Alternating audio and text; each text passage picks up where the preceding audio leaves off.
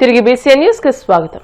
బాపట్ల జిల్లా అద్దంకిలో నియోజకవర్గ స్థాయి క్రిస్మస్ వేడుకలు ఘనంగా జరిగాయి. రాష్ట్ర విద్యుత్ శాఖ మంత్రి గొట్టిపాటి రవికుమార్ ఈ కార్యక్రమంలో పాల్గొని క్రిస్మస్ కేకును కట్ చేశారు. అనంతరం ఆయన పాస్టర్లకు దుస్తులను పంపిణీ చేశారు. కూటమి ప్రభుత్వం అధికారంలోకి వచ్చాక పాస్టర్లకు గౌరవ వేతనం అందిస్తున్నట్టు మంత్రి రవికుమార్ తెలియజేశారు. ప్రతి ఒక్కరూ ప్రభువు యేసుక్రీస్తు మార్గంలో నడవాలని ఆయన పిలుపునిచ్చారు.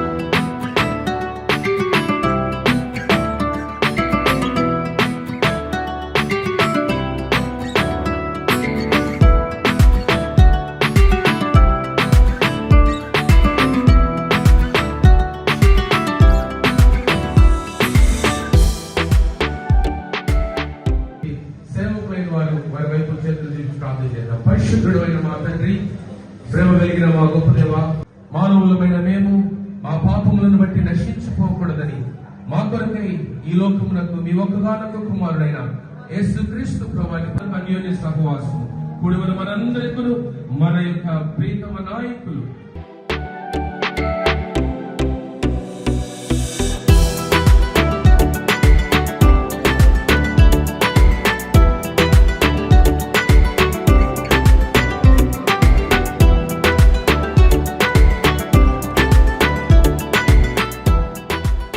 తిరుపతి జిల్లా గూడూరు పట్టణంలోని సెయింట్ పాల్ పీటర్ లూథరన్ చర్చిలో క్రిస్మస్ వేడుకలు ఘనంగా నిర్వహించారు. విద్యుత్ దీపకాంతలతో చర్చిని అందంగా అలంకరించారు. యేసు గీతాలను ఆలపిస్తూ ప్రార్థనలు నిర్వహించారు. క్రిస్మస్ యేసు ప్రభువు పుట్టుక గొప్పతనం గురించి పాస్టర్ ప్రవీణ్ రాజ్ తెలియజేశారు.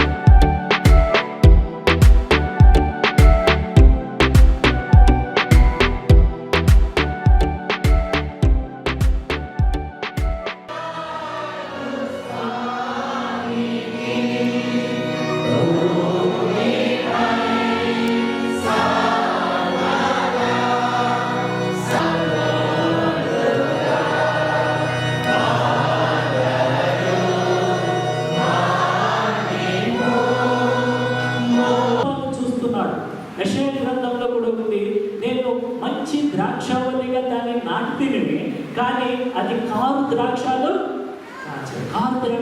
తింటారా? చేదు ద్రాక్షలు, తీయని ద్రాక్షలు తింటారు కానీ చేదు ద్రాక్షలు ఎవరు తింటారు?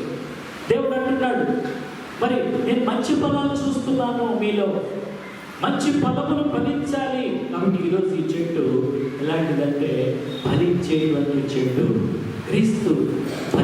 క్రీస్తులో జీవిస్తే, క్రీస్తులో నిలిచి ఉండి, అబాయిడింగ్ మీ, ఇంగ్లీష్లో చక్కని మాట ఉంది, నిలిచి ఉండుట అంటే అబాయిడింగ్ మీ, నా యందు నిలిచి ఉంటే మీరు ఫలిస్తారు. ఇంకొక మాట అంటున్నాడు, నాకు వేరుగా ఉండి మీరు ఏమీ చేయలేరు. కాబట్టి దేవుడు మరి ఈ చెట్టు వలె మనము ఫలించేటువంటి చెట్టుగా ఉండాలని కోరుకుంటున్నాడు. ఫలించేదాన్ని ఈ నెల 30వ తేదీన ముక్కోటి ఏకాదశి సందర్భంగా పశ్చిమ గోదావరి జిల్లా నరసాపురం శ్రీ ఆదికేశవ ఎంబరు మన్నార్ దేవాలయంలో స్వామివారి ఉత్తర ద్వార దర్శనం చేసుకోవడానికి వచ్చే భక్తుల సౌకర్యార్థం అన్ని ఏర్పాట్లు చేశామని ఆలయ చైర్మన్ పుప్పాల వెంకటకృష్ణారావు తెలియజేశారు. భక్తులకు ఉచిత దర్శనంతో పాటు ప్రసాద వితరణ ఉంటుందని, ముక్కోటి ఏకాదశి సందర్భంగా స్వామివారికి విశేష అలంకారం జరుగుతుందని భక్తులు స్వామివారిని సేవించి ధరించాలని కోరారు. ఈ కార్యక్రమంలో కె వెంకటాచార్యులు, ఆలయ ప్రధాన అర్చకులు పెద్దింటి రామ్మోహన్, కార్యనిర్వహణాధికారి రామచంద్ర కుమార్ తదితరులు పాల్గొన్నారు.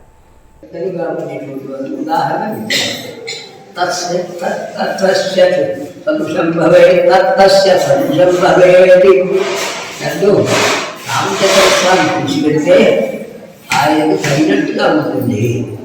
ఆయనకు నేను మర్యాద చూస్తున్నారు, కొంత అవమానం చేస్తున్నాను, అసమర్థుడు నాలుగురు అనుకోకూడదు అని అన్నంత సీతం. ఏ ఘట్టంలో ఉంది? హనుమంతుడు సీతమ్మని చూసి మాట్లాడి రామాదంతా ఇచ్చి సందేశాన్ని చెప్పి, అబ్బా ఈ రాక్షస భూయిష్టమైనటువంటి దేశం ఎవరిలో తెలియదు, లక్కలు రావాలి, సముద్రం దాటాలి, కష్టం ఉంటుంది, నేను తీసుకువెళ్తాను. ధనుర్మాస ఉత్సవాలు ఈ నెల 16వ తేదీ నుంచి మొదలై జనవరి 14వ తేదీ వరకు జరుగుతున్నాయి. ఈ ఉత్సవాల్లో భాగంగా ప్రతినిత్యం ఉదయం 5 గంటలకి భక్తులందరూ కూడా స్వామివారి పూజలు చేయించుకుంటారు. తరువాత ఈ ఆలయ స్థానాచార్యులైనటువంటి కిడాంబి వెంకటాచార్య స్వామి గారి చేత తిరుప్పావై ప్రవచనం జరుగుతుంది. ముఖ్యంగా విశేషం ఏంటంటే ఈ ఆలయంలో 10 రోజులు పగల్పత్తోత్సవాలు, 10 రోజులు రాపత్తోత్సవాలు కూడా జరుగుతాయి. పగల్పత్తోత్సవాల్లో భాగంగా 30వ తారీఖున ముక్కోటి ఏకాదశి ఈ గుళ్ళో అత్యంత వైభవంగా జరుగుతుంది. ఆ రోజున స్వామివారి ఉత్తర ద్వార దర్శనం ఉంటుంది. ఈరోజు అక్కడ ఈ గుళ్ళో ఈ ముక్కోటి సందర్భంగా లక్షలాది మంది భక్తులు ఈ గుళ్ళో సేవించుకోవడానికి వస్తూ ఉంటారు. ఆ సేవ గురించి అన్ని ఏర్పాట్లు దేవస్థానం వారు కల్పించారు. భక్తులందరికీ కూడా ఆ రోజున ఉచిత ప్రసాద వితరణ జరుగుతుంది.